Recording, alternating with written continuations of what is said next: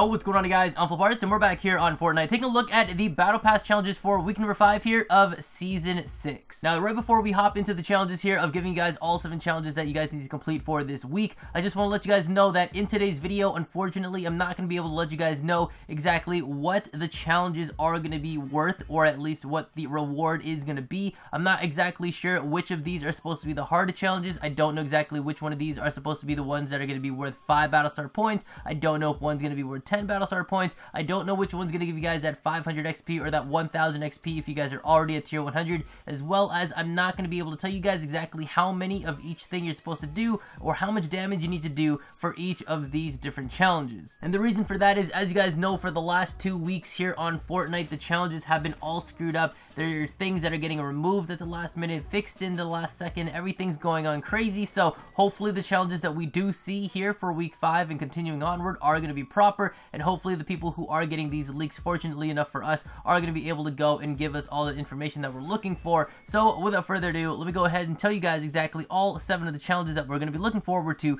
tomorrow, Thursday, for week number 5 here of Season 6. So starting off for the first challenge here, it's going to be to record a speed of 25 miles per hour or more at different signs. Now, if you guys have actually been paying attention while you guys have been walking around or driving around the Fortnite map, you might have seen these little signs that are going to be just on either the left or the right side of the road. Most of the time, though, they have been on the right side of the road. However, at the moment, I was able to only find 5 of them. I don't know if there is going to be more, and I don't know exactly how many this challenge is going to require you to go to. Maybe 2, maybe 3, maybe all 5. I'm not sure. But don't worry, because I will upload a separate video here on the channel giving you guys a more in-depth version of where you guys got to go to find all these different locations so that you guys can go and record a speed of 25 miles per hour at these different signs. Of course, here I'll give you guys the nitty-gritty and give you guys the more or less kind of relative area of where you guys are going to be able to find these signs. So there's going to be 1 at Flush Factory, there's going to be 1 near Salty Springs, 1 near Tomato Temple, and there's going to be 2 that you guys can find within Paradise Palms area. Now, coming in for our second challenge here, this is going to be to jump through flaming hoops with a quad crasher. So as you guys know, in previous seasons before, we've had a challenge like this where we had to go and use an ATK, maybe even a shopping cart. In this case, because the quad crashers have been recently implemented within one of the recent patch updates to this game,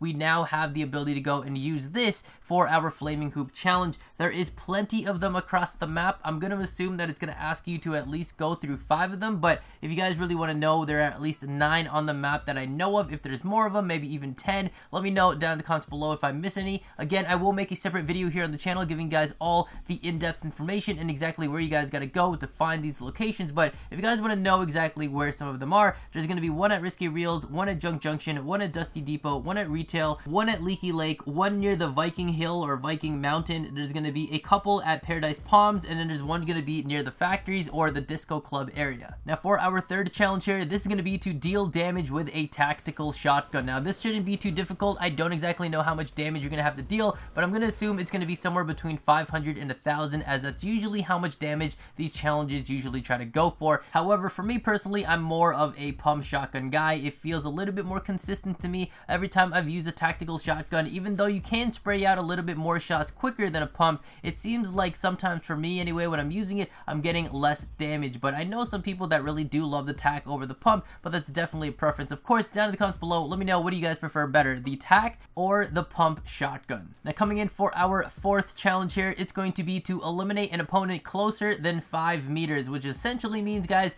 you are going to have to be very close up to your opponents to eliminate them, which is going to be perfect because if you're going to be dealing damage with a tactical shotgun this week for the challenges, you're going to be pretty much up close and personal. I don't see you guys really trying to be getting a fairly cheeky long shot with a tactical shotgun. Usually you can pull something like that off with a pump shotgun or a heavy shotgun, but with a tactical shotgun, I don't think that's going to happen. So this is going to be pretty easy. I don't exactly know how many of these opponents that you need to eliminate that need to be really close, closer than 5 meters. So again, that's going to be something where opponents are going to be pretty much up and close and personal to you guys, and using a tactical shotgun should do the job. Now, coming in for our fifth challenge here, it's going to be to deal damage with SMGs. Now, of course, like I said before, with dealing damage with the tactical shotguns, we don't exactly know how much damage we need to deal on our opponents. However, it's most likely going to be somewhere around 500 to 1,000 damage when it comes to these kind of challenges. It shouldn't be too difficult. I feel like this is going to be something that a lot of people are going to be running with anyway. Usually near the end game, people do end up having their P90s or their compact SMGs anyway, so